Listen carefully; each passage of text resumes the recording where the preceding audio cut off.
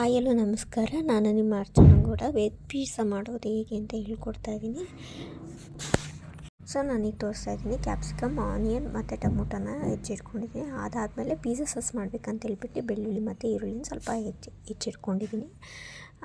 ಆಮೇಲೆ ನಾವು ಮೈದಾ ಹಿಟ್ಟು, ಗೋಧಿ ಹಿಟ್ಟು ಮತ್ತು ಸೋಡಾನೆಲ್ಲ ಹಾಕ್ಬಿಟ್ಟು ನಾನು ಮುಂಚೆನೇ ಎತ್ತಿಟ್ಕೊಂಡಿದ್ದೆ.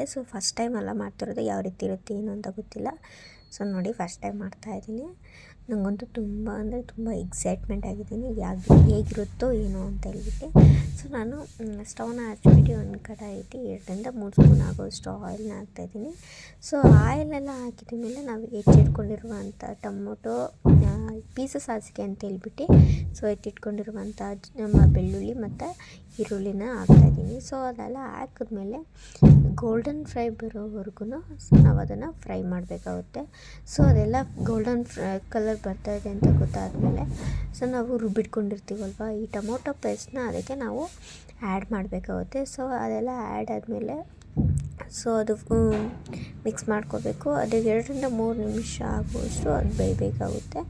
ಅದೆಲ್ಲ ಬೆಂದ ಮೇಲೆ ಅಲ್ಲಿ ಕಲರಿಶ್ ಆಗಿ ಕಾಣಬೇಕು ನಮಗೆ. ಪೀಝಾ ಸಾಸು ಚೆನ್ನಾಗಿರ್ಬೇಕಂದ್ರೆ ನಿಮಗೆ ಏನಂದರೆ ಒಂದು ಚಮಚ ಆಗುವಷ್ಟು ಚಿಲ್ಲಿ ಪೌಡರ್ ಹಾಕಿ, ಸ್ವಲ್ಪ ಸಾಲ್ಟ್ನ ಹಾಕಿ.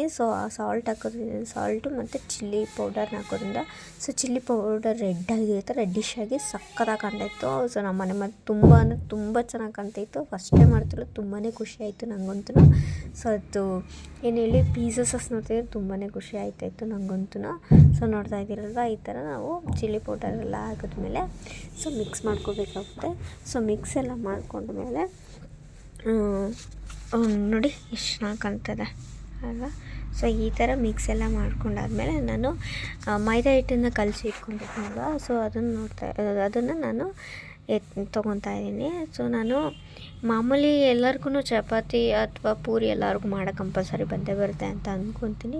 ಯಾರ್ಯಾರಿಗೆ ಬರೋಲ್ಲ ಅವರು ನನಗೆ ಅಕ್ಕ ಆ ಥರ ಮಾಡೋಕ್ಕೆ ಬರೋಲ್ಲ, ಈ ಥರ ಮಾಡೋಕ್ಕೆ ಬರೋಲ್ಲ ಅಂತಂದವರು ಒಂದು ಪ್ಲಾಸ್ಟಿಕ್ ಪೇಪರ್ನ ತೊಗೊಳ್ಳಿ. ಅದರಲ್ಲಿ ಅದನ್ನು 2 ಫೋಲ್ಡ್ ಮಾಡಿಕೊಂಡು ಜಸ್ಟ್ ನೀವು ಪ್ರೆಸ್ ಮಾಡಿದ್ರೇ ಅದು ಒಂದು ಸರ್ಕಲ್ ಶೇಪಿಗೆ ಬರ್ತಾ ಹೋಗುತ್ತೆ. ಸರ್ಕಲ್ ಶೇಪಿಗೆ ಬಂದ ಮೇಲೆ ನೀವು ಸ್ಟವ್ನ ಹಚ್ಬಿಟ್ಟು ನೋಡ್ತಾ ಇದ್ದೀರಲ್ವ, ಸರ್ಕಲ್ ಶೇಪಿಗೆ ಬಂತು.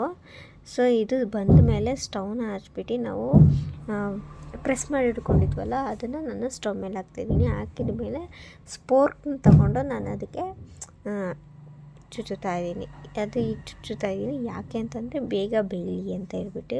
ಒಲಿದ್ರೆ ಎಲ್ಲ ತವಲು ಬೇಯುತ್ತೆ ಅಂತ ಹೇಳ್ಬಿಟ್ಟು.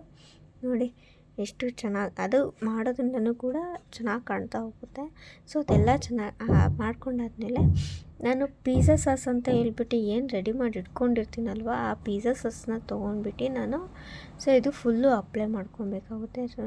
ನೋಡಿ, ಒಂದು ಚೂರು ಗ್ಯಾಪ್ ಇಡ್ತಲೇ ನಾವು ಅದನ್ನು ಪೀಝಾ ಸಾಸ್ ಎಷ್ಟು ಹಾಕ್ತೀವೋ ಅಷ್ಟನ್ನೇ ನಮಗೆ ಪೀಝಾದಲ್ಲಿ ಟೇಸ್ಟ್ ಸಿಗ್ತಾ ಹೋಗುತ್ತೆ. ಅದಾದಮೇಲೆ ಇದನ್ನೆಲ್ಲ ನಾನು ಫುಲ್ಲು ಏನು ಹೇಳ್ತಾರೆ ಹೇಳಿ, ಅದನ್ನೆಲ್ಲ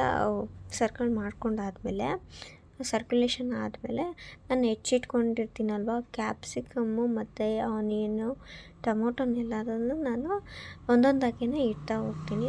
ಒಂದೊಂದಾಗಿ ಇಡ್ತಾ ಹೋದ್ಮೇಲೆ ಅದಾದಮೇಲೆ ನಾನು ಈಗ ನೋಡಿ ನನಗೆ ಯಾವ ಡಿಸೈನ್ ಬೇಕು, ಯಾವ ಥರ ಬೇಕೋ ಆ ಥರ ಇಟ್ಕೊತೀನಿ. ನಿಮಗೆ ಯಾವ್ದು ಬೇಕೋ ಅದನ್ನು ಇಟ್ಕೊತಾ ಹೋಗಿ. ನಾನು ಫಸ್ಟು ಟೊಮೊಟೊ ಇಟ್ಕೊತಾ ಇದ್ದೀನಿ. ಟೊಮೊಟೊ ಆದಮೇಲೆ ಕ್ಯಾಪ್ಸಿಕಮ್ ಇಡ್ತಾಯಿದ್ದೀನಿ. ಕ್ಯಾಪ್ಸಿಕಮ್ ಎಲ್ಲ ಆದಮೇಲೆ ನಾನು ಈರುಳ್ಳಿನ ಇಡ್ತೀನಿ. ಈರುಳ್ಳಿ ಎಲ್ಲ ಆದಮೇಲೆ ಫೈನಲ್ ಅಂತ ಹೇಳಿ ಗೊತ್ತಾದಮೇಲೆ ಎಲ್ರಿಗೂ ಒಂದು ಫ್ಲ್ಯಾಶ್ ಆಗೋದ್ರೆ ಚೀಸ್ ಯಾರಿಗೆಲ್ಲ, ನನಗಂತೂ ಚೀಸ್ ತುಂಬಾ ಇಷ್ಟ. ನನಗೇನೋ ಒಂಥರ ಅದು ಮಜಾ ಕೊಡುತ್ತೆ. ಚೀಸ್ನ ನಾನು ಪೀಸಾಗೆ ಜಾಸ್ತಿ ಹಾಕ್ಕೊಂಡು ತಿಂದ್ಕೊಂಡೆ. ಇದು ಯಾಕಪ್ಪ ಮಾಡ್ತಾಯಿದ್ದೀನಿ, ನನ್ನ ಫ್ರೆಂಡ್ ಕೂಡ ಬಂದಿದ್ಲು ಅಂತ ಹೇಳ್ಬಿಟ್ಟು ಫ್ರೆಂಡಿಗೆ ಮಾಡಿಕೊಟ್ಟೆ. ಅವಳು ಅರ್ಚನಾ ತುಂಬ ಚೆನ್ನಾಗಿದೆ ಅಂತ ಹೇಳ್ಬಿಟ್ಟು ಹೇಳಿದ್ರು. ಯಾರ್ಯಾರಿಗೆಲ್ಲ ಲೈಕ್ ಮಾಡಿ, ಶೇರ್ ಮಾಡಿ, ಸಪೋರ್ಟ್ ಮಾಡಿ.